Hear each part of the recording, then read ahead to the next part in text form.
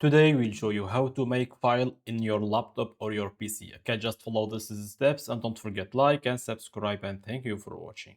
First, go open your Google Chrome and go here to this is the points like a Google Apps. Okay, guys, just click and go to down and click to Docs.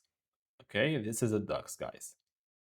Just click, and now you just go to blank a document, and here you can like put what you want, like what you have a document, and like you can use a pictures what you want. Okay, after this, guys, just go to file. It's here, this is a file, and click and go here to download. Did you see download? It's have a PDF document dot PDF, or you can download Microsoft Word if you want. Okay, just click like PDF, and finally we have this is a docs for a PDF. Okay, guys, just don't forget like and subscribe, and thank you for watching.